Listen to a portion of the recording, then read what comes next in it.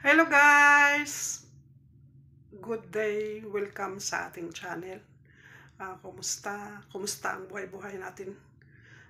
Ako, still okay lang kahit pagod sa trabaho pero still alive. Thanks God. Thanks God for everything. Kasi wala tayong magawa dito sa mundo kundi si Lord lang talaga ang nakakaalam sa lahat.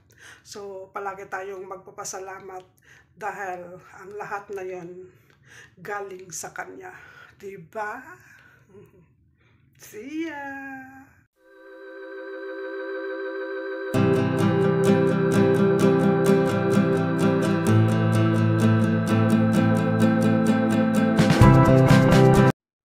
Hello guys! Ito yung daily routine ko.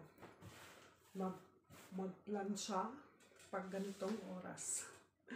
Kaya napag-isipan ko, iano ko na lang, i-vlog ko na lang din yung daily routine ko para makita man nyo. Diba? Ganito ang trabaho ng isang katulong. Sinong nakarelate dyan? At sinong ipagmalakiban nyo yung trabaho nyo sa ibang bansa na isang katulong tulad ko? Of course, para sa akin, ipagmalaki ko. Kasi, dito nakasalalay ang bayad sa exam sa aking anak sa school. Mag-graduate na next year sa college. So, banat muna tayo for this time. Kasi, mayroon pa tayong gagastusan. So, fights lang, laban lang. Ganun ang buhay dito sa abroad. Diba? Tiis lang tayo muna habang mayroon pa tayong pinapaaral.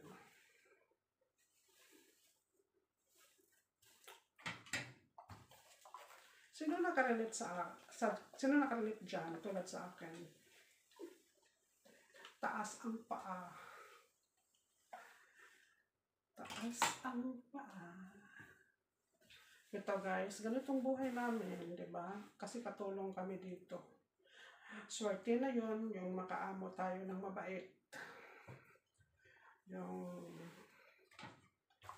makatao. Diba? Ituring kang isang tao. Diba? Diba guys? So, swerte lang yung makaamo ng ituring kang pamilya nila. Kasi, wala kang pupumahin, trabaho ka lang, kung trabaho na everyday mong gawain sa bahay. At saka, yun bang hindi ka sigaw-sigawan, kahit, alam mo guys, kahit ginawa mo na ang lahat, kasi may mga among ganyan, kahit pagbutihin mo pa sa pagtrabaho, pero kung walang hindi na-appreciate yung ginawa mo. Kahit tama pang ginawa mo, kahit malinis na kung lahat kung anong mga gawain, nagawa mo na, pero hindi in-appreciate, galit pa rin, masama pa rin. Yun ang mahirap. Hindi ka happy sa trabaho, at saka kung saan pa na hindi ka happy, pag iniisip mo yung taon, buwan, ang tagal matapos. Huwag sabing, ang tagal ng kontrata ko, hindi tapos, hindi ka happy sa trabaho mo, di ba? So, mahirap guys. Yung iba nga, sa ibang yung sa Saudi ba yun? Yung pinapalo. Ako dati nag-Saudi man ako guys. 3 taon ako sa Saudi. Isang amo lang. Walang di-off. Trabaho talagang trabaho. Pero na-adjust ko na yung ugali ng amo. Kasi dalawa lang silang mag-asawa. mga puro matanda. So lahat ng mga anak nila puro na professional. Tapos ang trabaho ko doon is linis lang yung trabaho ko doon. Tsaka pagkatapos linis, kasi ang laki ng bahay nila until third floor. Pero sa katagalan ko, yung trabaho doon, alam ko na yung diskarte. Di ba? Kung matagal ka na sa trabaho, alam mo na yung pasikot-sikot na mabilis na lang, ganyan. Tapos may timing ako doon, mag-start ako ng 8 o'clock in the morning. Tapos, after lunch, pagkatapos ko sa lunch, mayroon akong break time, 1 hour and a half. After break time, maglinis na lang ako doon sa rooftop ng bahay nila. So yun ang gawain ko everyday, routine ko everyday. So parang nasanay ako, parang happy ako kasi nung sa katagalan, bumait na sila sa akin. Yung turing na nila akong anak doon kasi mga matanda na sila. Tapos hanggang nag-extend ako natapos na yung 2 taon, nag-extend ako ng 1 taon, so bali nag-3 taon ako doon. Gusto pa ni Baba nga ipabalik ako, ayaw ko na. Sabi niya, dagdagan daw niya yung sahod ko, bigyan daw niya ako ng day off, tapos balik lang daw ako sa kanila. Kasi nagustuhan na nila ako ayaw ko na. Ayaw ko nang bumalik. Kaya yun, that's the story of my Saudi Arabia. But dito sa Dubai, after galing ko sa Saudi, nag-Dubai ako. So ngayon, Dubai is 11 years na ako dito. Pero, pa rin. Dito naman ganito, katulong ng bahay.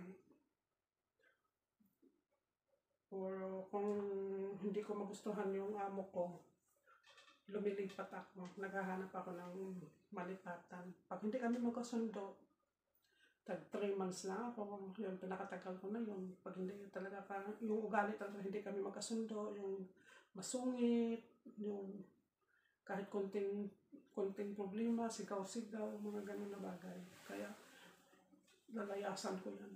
Paalam agad na aalis ako. Kasi mayroon naman ako naka-freelancer ako. Kaya guys, sa gustong mag-abroad, tulad ng ganitong trabaho nga OFW o katulong ng bahay sa tulad ko, at saka proud ako maging katulong. Diba? Kasi marangal naman ito nga trabaho.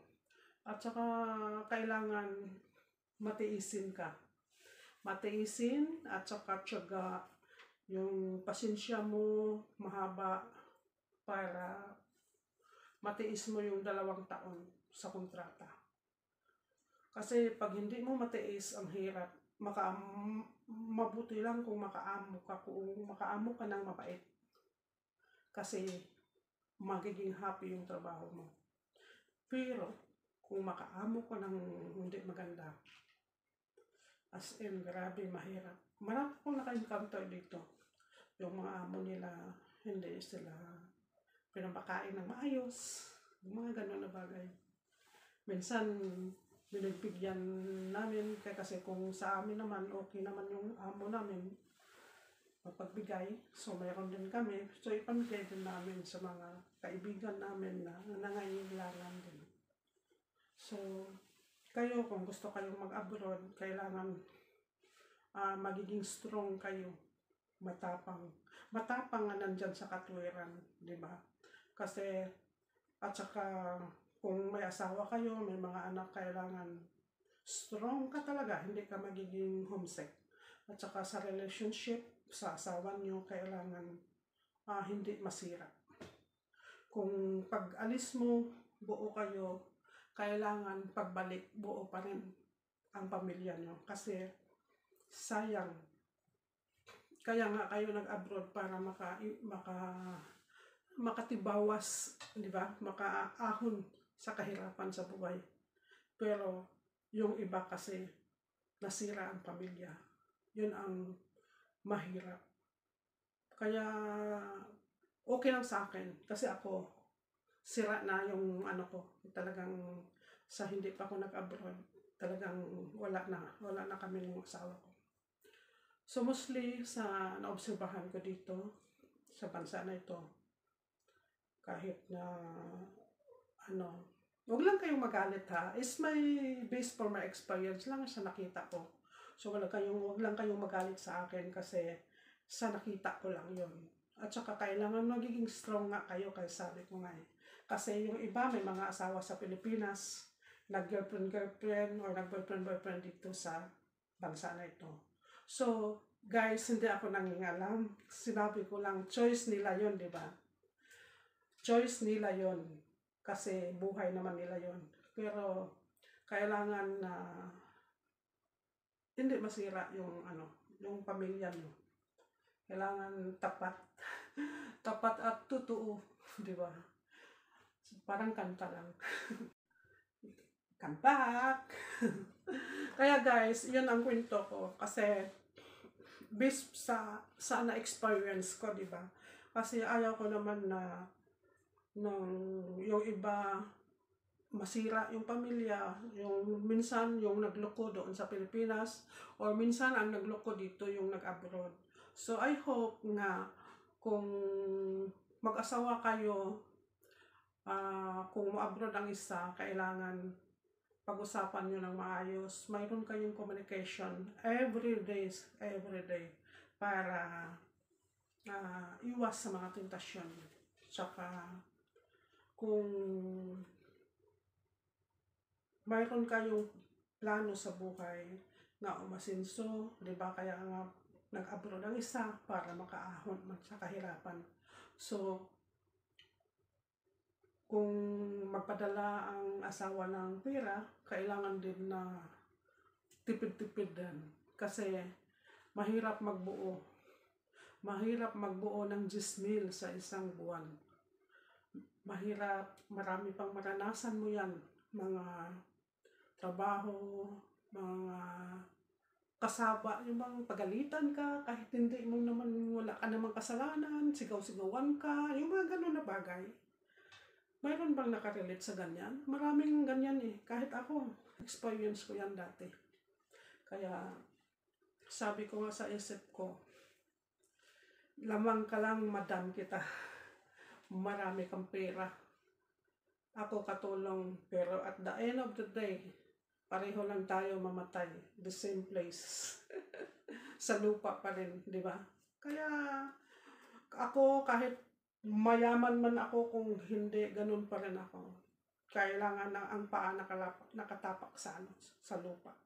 Kasi, pareho lang tayong bagsakan guys, lahat. Maganda ka man, mataba, maliit, kung ano-ano, mga tsura mo. Isa lang patutunguhan natin, di ba? Kaya huwag kayong bitaw ng mga masakit na salita sa kapwa-tao. Kasi sabi nga nila, at saka huwag magloko para uuwi kayong buo pa rin ang pamilya niyo. So guys, see you!